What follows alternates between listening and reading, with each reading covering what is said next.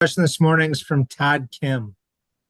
Morning, Fran. It's been so long since you played Northwestern. You're obviously a different team than you were then. How is Northwestern different? Well, they're dramatically different. They don't have Leach and Barnheiser, so the other guys have really done a good job stepping up. You know, Wyndham and Clayton. Ty Berry is who's always been a really good player in our league, has really taken his game to another level. Been really impressive to see. Tom?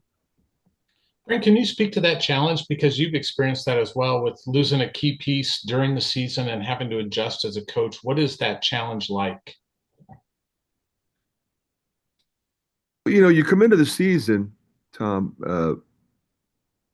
We felt like we had depth. I'm sure Chris felt like he had depth. I mean, you got a 6-year guy like Fitzmaurice who wasn't playing, and now he's playing really well. Mullins. I mean, it's an opportunity for other people. The Cheverino kid, the freshman, I was really impressed with him. Wasn't playing as much. Obviously, now he's playing more. So, you go to your next guys and you try to develop them and you try to figure out how they can blend with each other and still remain competitive and be a good team. So, Chris has done a good job of that. Very good. Tyler? Hi, Fran. Obviously you use the zone and in the press at times during the game. Just how do you feel about how effective it's been and just your ability to kind of use it throughout a game? It's been a very effective at times, not as effective at other times, and that's pretty standard. Uh, the three-quarter court press, you might get some turnovers, but typically it doesn't lead to breakdowns. The zone is a little bit more susceptible to breakdowns, especially if you're playing a team that can make threes, because there's a good chance if you go zone, teams are going to shoot threes against it. In theory, that's why you play zone, so there's more jump shots. And quite frankly, that's why a lot of teams don't play a lot of zone because you are susceptible to the three ball. So, for us, it's been a good change of pace. And sometimes you go to it because you got a couple guys in foul trouble and you want to keep them on the floor. But for us, we've always been a changing defensive team and make teams, react to that. David? Fran, I've covered you long enough to know that you love to use the term sense of professionalism when it comes to your teams and how you kind of move from one game to the next. As a coach, how do you establish that professionalism culture? Does it go back to recruiting the right guys or just integrating it once they get on campus? I'm just curious about your insight. Well, I think it's an interesting question, and I think it's collective. Okay, it's who's on your staff, and I think the point you just made, who are you recruiting? Uh, we have a locker room full of guys that want to be coached. They want to get better. They put the time in. They're an unselfish group. They truly love and support each other. If you see selfishness of any kind, you can't have that professionalism that you referenced. So you are at a different level than you've ever been. And this is what you chose. You wanted this. We wanted you. You wanted to play at this level, recognizing the challenges before you.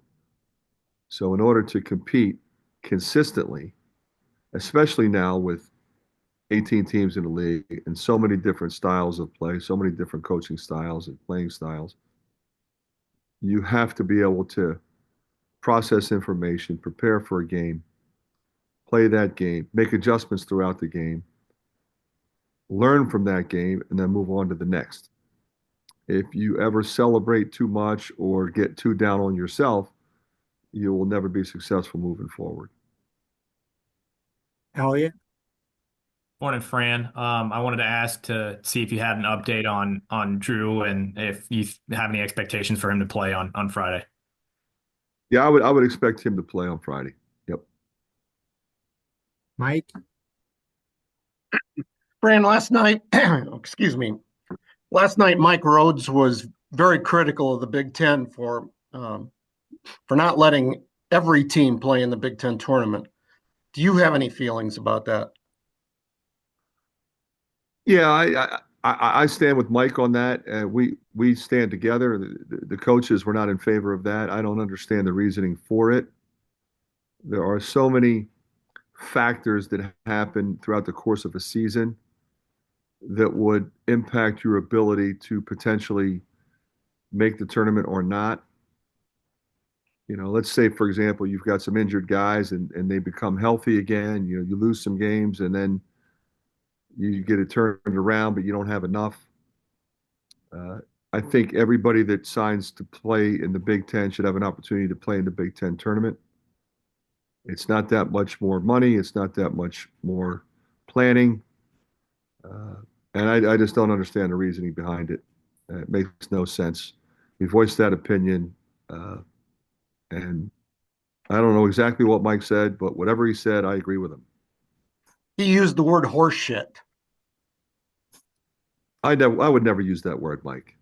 You know me well. I'm just telling you I what may he have said. used that in the past. Well, I'll say what he said. Tyler?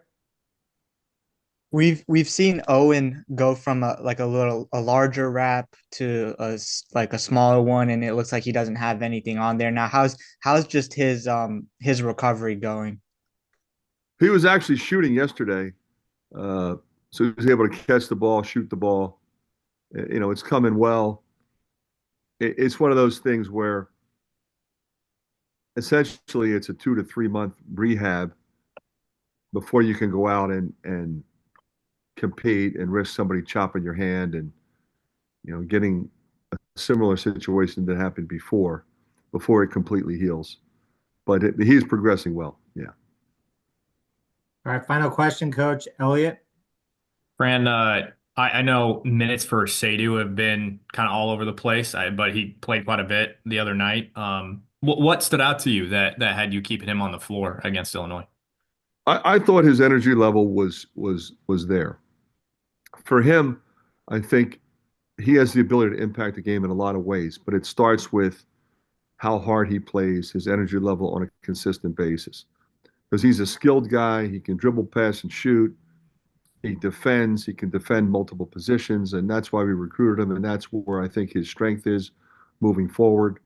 So I just encourage him to play the game, trying to impact every possession with his length, with his athleticism. And when he does that, he's going to stay on the floor. All right, thank you, Coach.